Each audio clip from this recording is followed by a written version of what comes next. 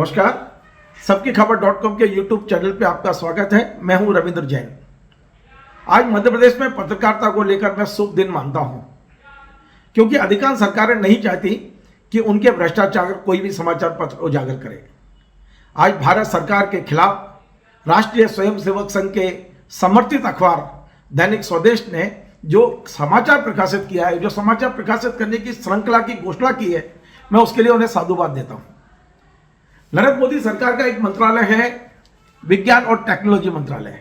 इस मंत्रालय ने मध्य प्रदेश सरकार को पिछले 2 साल में विज्ञान और टेक्नोलॉजी पर शोध करने के लिए 174 करोड़ रुपए दिए, और इस 174 करोड़ रुपए में से 20 करोड़ रुपए एक ऐसे एनजीओ को बांट दिए गए हैं जो उनका कोई वजूद नहीं है और जो कोई हिसाब देने को तैयार नहीं है। आज दैनिक स्वदेश ने, जो भोपाल में मध्य स्वदेश के नाम से प्रकाशित होता है, मैं इस अखबार को आपके सामने दिखाना चाहूंगा। इसने एक अपनी बहुत महती जिम्मेदारी को निभाया है। दैनिक स्वदेश ने इस पूरे घोटाले को उजागर किया है। 174 करोड़ रुपए जो मध्य प्रदेश को मिले हैं, 20 करोड़ रुपए भारत सरकार ने सीधे मध्य प्रदेश के तमाम सारे एनजीओ को बांट दिए हैं। खास बात यह है कि इस पूरे जो 20 करोड़ रुपए बांटा गया है एनजीओ को, इसकी जानकारी जिला प्रशासन तक को नहीं है। यानी कि जो एनजीओ यहाँ काम कर रहे हैं वो तमाम सारे प्रोजेक्ट बना के सीधे भारत सरकार को भेजते हैं और वहां से सीधा पैसा एनजीओ को मिल जाता है, और एनजीओ इसका कोई हिसाब किताब, कोई सार्वजनिक रूप से देने को तैयार नहीं है। इस समाचार पत्र के जो संवाददाता हैं डॉक्टर अजय खेवरिया, निश्चित तौर पे उन्होंने बहुत महत्वपूर्ण जानकारियां जुटाई हैं और वो आज पब्लिक के बीच में रखी है। अखबार ने 1 फरवरी को घोषणा की थी कि हम विज्ञान और टेक्नोलॉजी में करोड़ों रुपए की जो बंदरबाट हुई है उसको श्रृंखलाबद्ध तरीके से छापेंगे।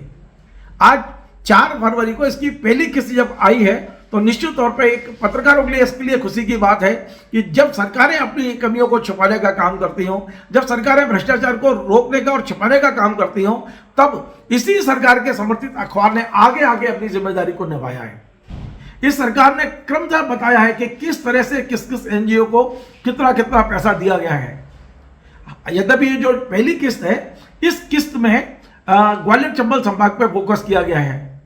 उम्मीद है कि आगे आने वाली किस्तों पर मध्य प्रदेश के अन्य जिलों में, चाहे वो खंडवा हो, खरगोन हो, नर्मदापुरम हो, सीपरी हो, ये तमाम जिलों में इस तरह के जो पैसा बटा है, जो बंदरबाट हुई है, इसकी निश्चित तौर पर हमें पूरी डिटेल मिलेगी। वैसे भी मैं ग्वालियर का रहने वाला हूं। दैनिक स्वदेश को मैं बचपन से पढ़ता रहा हूं।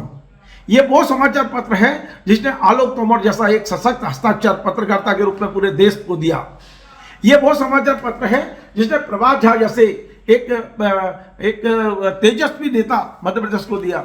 यह वो अखबार है जिसने लोकेश पाराशर जैसे मध्य प्रदेश भारतीय जनता पार्टी के मीडिया प्रभारी को दिया।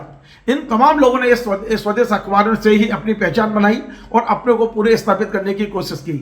आज राष्ट्रीय स्वयंसेवक संघ का मध्य प्रदेश में नेतृत्व करने वाले यशवंत इंदापुरकर जी भी इस अखबार से निकले हुए हैं। तो मैं ये कहता हूं कि इस अखबार ने आज एक बहुत बड़ी जिम्मेदारी का काम किया है। मैं इस अखबार के संवाददाता अजय खेमरिया जी और इस अखबार के समूह संपादक अतुल तारे जी को मैं बधाई दूंगा, धन्यवाद दूंगा कि उन्होंने तमाम सारे अपने ऊपर जो भी उनके ऊपर दबाव रहे होंगे उससे ऊपर आकर इस भ्रष्टाचार को उजागर करने का काम किया है।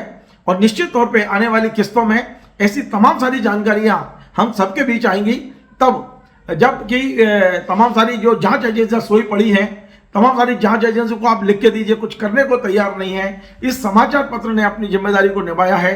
उम्मीद है कि इन जानकारियों के आधार पर सरकारें जांच बिठाएंगी और जिन अधिकारियों ने, जिन जिम्मेदार लोगों ने यह भ्रष्टाचार को किया है, उन्हें सजा देने का भी काम करेगी।